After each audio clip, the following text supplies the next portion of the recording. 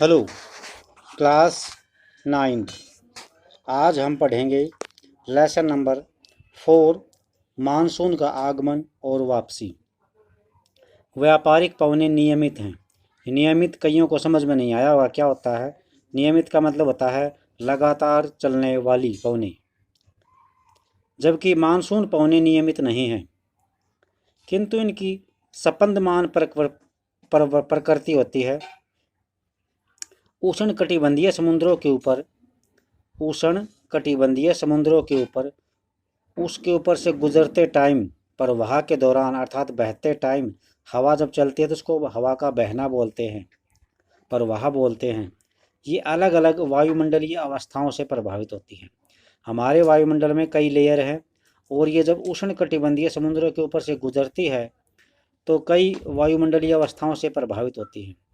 Monsoon का जो समय है वो जून की शुरुआत से लेकर, आप सब देखते भी होंगे, महसूस भी करते होंगे, मानसून का समय जून की शुरुआत से लेकर मध्य सितंबर तक 100 से 120 दिनों के बीच होता है। इसके आने के समय सामान्य वर्षा में यानी नॉर्मल जो बारिश होती है उसमें अचानक से बढ़ोतरी हो जाती है और लगातार कई दिनों तक बारिश चलती रहती है। इसे मानसून प्रस्फोट कहा जाता है। मानसून का फटना भी कह सकते हैं, मानसून की शुरुआत भी कह सकते हैं, और इसे मानसून पूर्व बौछारों से अलग किया जा सकता है। यानी मानसून आने से पहले जो बारिश होती है उसको बोलते हैं मानसून पूर्व बौछार। मानसून से पहले की बारिश, उससे हम इसको अलग कर सकते हैं। मानसून जून के पहले हफ्ते में भारतीय प्रायद्वीप से दक्षिण छोर से प्रवेश करती है, यानी भारत में जो दक्षिणी हिस्सा है वहाँ से प्रवेश करती है। इसके बाद ये दो भागों में बढ़ जाती है, अरब सागर शाखा और बंगाल की खाड़ी।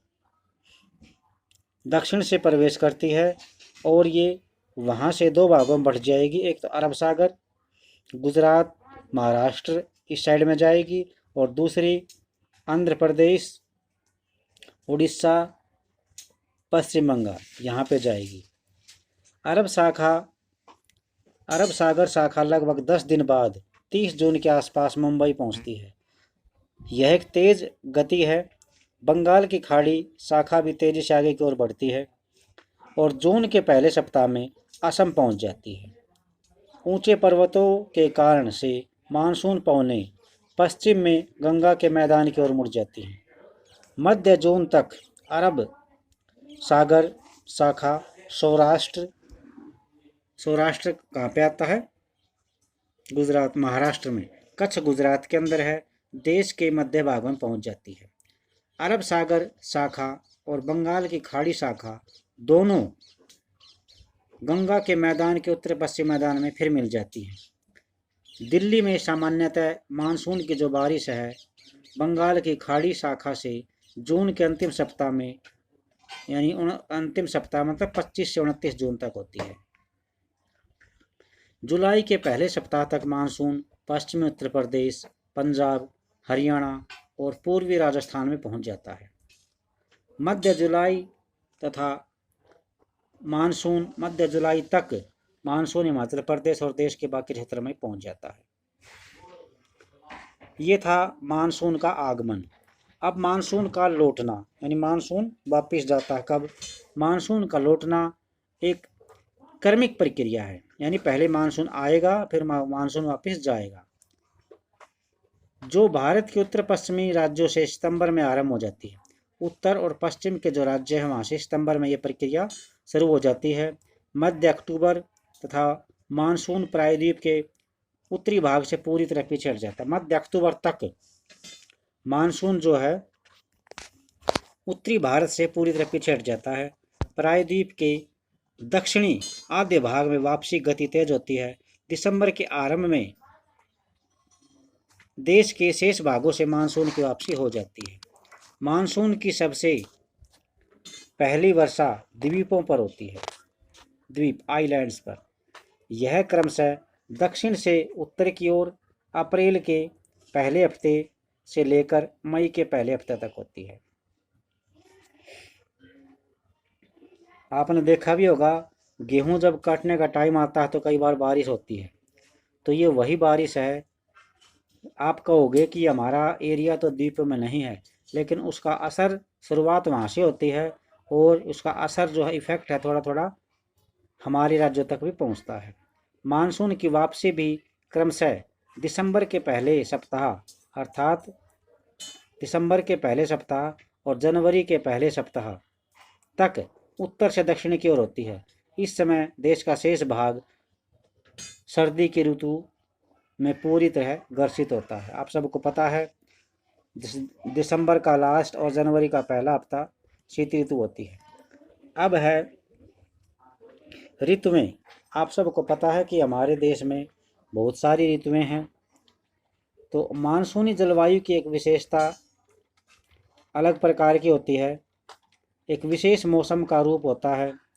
एक ऋतु से दूसरी ऋतु में मौसम की अवस्था में बहुत तेज परिवर्तन होता है। एक सीजन से दूसरे सीजन या ऋतु कह ले, मौसम की अवस्था में बहुत से परिवर्तन होते हैं।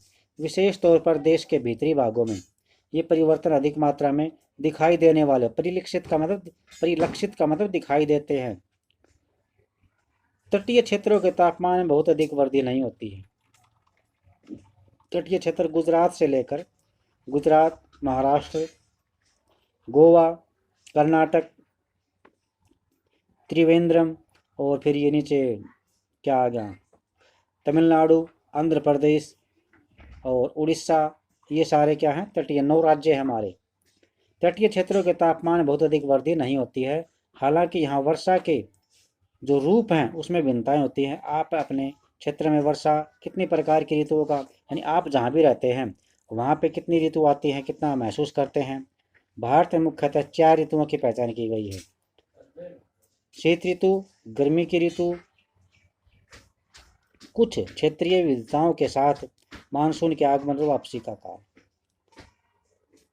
तो अब हम शीत ऋतु पढ़ते हैं। शीत ऋतु आप सबको पता है, उत्तरी भारत में शीत ऋतु नवंबर से स्टार्ट होती है, मध्य नवंबर से, और फरवरी तक चलती रहती है। भारत के उत्तरी भाग में हम रहते हैं।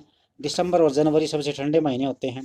तापमान दक्षिण से उत्तर की ओर बढ़ने पर घटता जाता है। पूर्वी तट पर चेन्नई का औसत तापमान 24 डिग्री सेल्सियस से 25 डिग्री सेल्सियस के बीच होता है, जबकि उत्तरी मैदान में यह 10 डिग्री सेल्सियस से 15 डिग्री सेल्सियस के बीच होता है।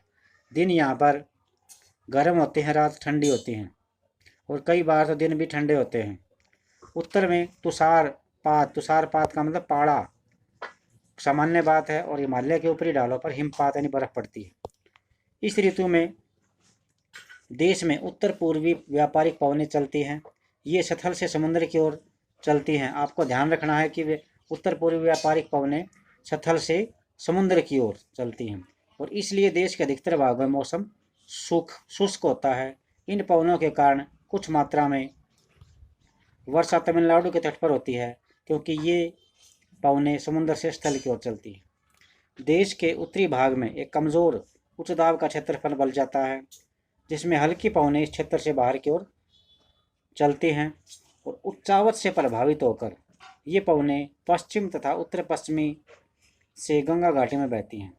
सामान्यतः इस मौसम में आसमान साफ होता है, तापमान और आर्द्रता कम होती है, पवनें शिथिल अर्थात कम चलती हैं और बदलती रहती हैं।